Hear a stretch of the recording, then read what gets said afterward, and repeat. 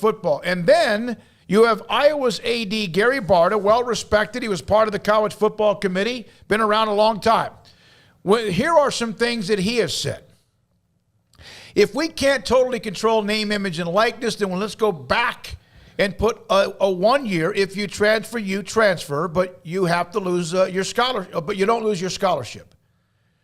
But you must sit out a year because we can control that. And I think would slow down the name, image, and likeness. Now, I'm not against what he's saying about losing a year if you transfer. All right? Is there anything unfair about that? Isn't that what the rule was before they changed it? And then, of course, COVID? They changed it because they felt it was unfair. Okay. So, yeah, I mean, there's something unfair about it because they lost every court case, and they didn't even get to big ones. Every individual court case they lost because all the judges are like, well, this doesn't seem fair. They lost court cases about transfers or money? About transfers. That's how these guys got the immediate waivers, which is why they decided to finally change the rule, because if you weren't getting your waiver, all you would do is take them to court, and they'd be like, well, we can't win in court because all these other guys have won. I mean, like, once Shea Patterson won, legal precedent was set. That's it. You're done. They're going to just give the waiver, so they didn't want to fight them all in court. This is me and my old brain, but I don't remember too many lawsuits that were about kids being able to transfer and be able to play right away. I just thought that people just decided that it's probably only fair. like 9 or 10, but because they all lost. I mean, once like Shea Patterson won his to play right away at Michigan. Once that happened, all the other kids started saying, if you don't let me transfer, then you saw Tate Martell transfer because all they had to do was threaten to sue and they get the waiver. So instead of just going through that process, it's why they instituted the one-time transfer rule, because why continue to go through that if you know you're going to lose? Man, I just must have missed all that. That must have been in a coma during that particular time. Here's another Gary Barta note, quote from him. A booster isn't going to offer a student-athlete a big sum of money if they know if they come to their university, they have to sit out a year.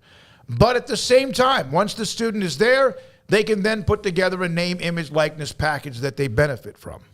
Well, that first one and what you just said, basically, that ends that. There's a reason they did it. It wasn't because they thought they could. If they thought they could continue to make the transfers viable the way that they used to be, the NCAA wouldn't have changed it.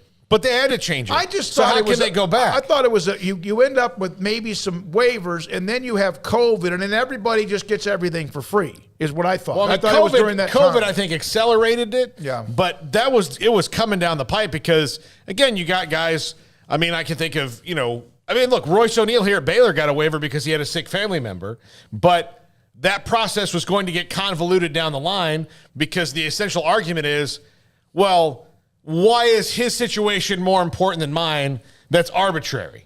That's the NCAA making an arbitrary decision over, okay, this guy's, okay, or one sick family member is sicker than another. Like, because some guys would get that, like Royce O'Neal got it because he had a sick family member to come to Baylor. Another guy uses the same thing, and they say, well, not as sick. Well, I mean, who's the NCAA to determine that? So then it's all this other stuff they just don't have the bandwidth to deal with, so might as well change the rule because it was going that way. All right.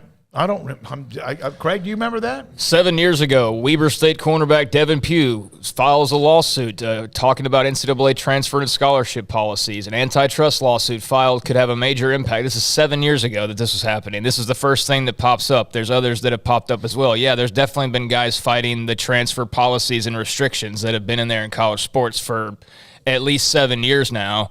So, yeah, that's not going to change. I think that's a very unlikely to be picked up or a supported suggestion there by Barta. I don't think that you're going to get the transfer sit-out year back. That's just, in my opinion, not going to happen, and I don't even think it's all that fair, quite frankly, either at this point. I don't think that really changes too much. I think you're looking to actively punish by doing that versus, like, this is really to help. No, I think you're looking to punish people to force them to not do the things that you don't want them to do.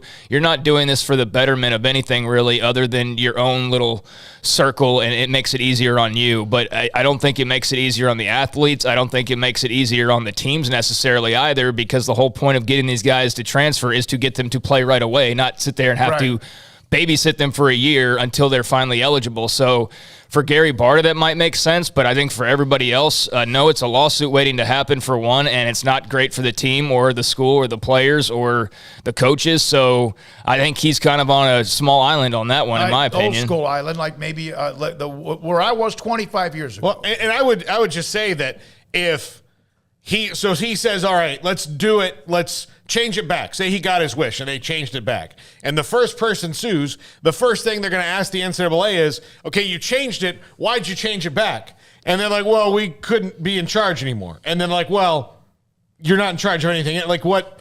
No changed. Here's my point. I think that the transfer rule was still in effect. Grad transfers, what you could leave and play immediately if you were a grad transfer. Playing after transferring without that as what you had in your pocket really did. It may have happened on occasion, but it really didn't start happening until now, like in the last couple of years is what maybe my point was. Baker Mayfield left Texas Tech for Oklahoma. He didn't play right away. No, and but he also, what happened? They made a rule, the Baker Mayfield rule, that says if you redshirt, if you're not on scholarship somewhere else and you go somewhere and then eventually get on scholarship, then you don't have to sit out because he wasn't taking up a scholarship at Texas Tech. He was a walk-on there. So there was a whole rule they made about Baker Mayfield. Yeah, in that case I'm referring to, the NCAA is actually sided with, and they've won some other cases in terms of that. I mean, it's...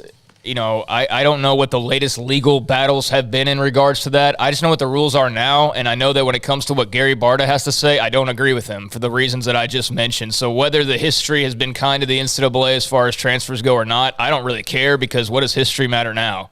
Everything's changing, so I don't care the way that it was done for 10 years or 20 or 30 years. We're in 2022.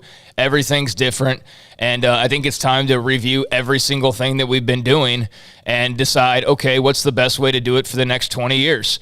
And when it comes to transfers, I don't think the best way to do it in college athletics is to necessarily make these people sit for a year. That's my opinion. Others will disagree. I'm sure there's some benefit to it. Certainly there would be in the eyes of Gary Barta.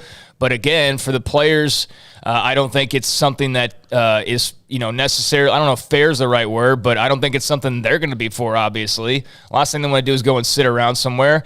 And how much more would that clog things up? It's already clogged up right now with scholarships. Now all of a sudden you're going to make guys sit for a year once again? I don't know. I think the transfer portal is obviously something that you need to review, but as far as that particular suggestion, I don't see it. All right, here's another story today about Memphis and the Liberty Bowl.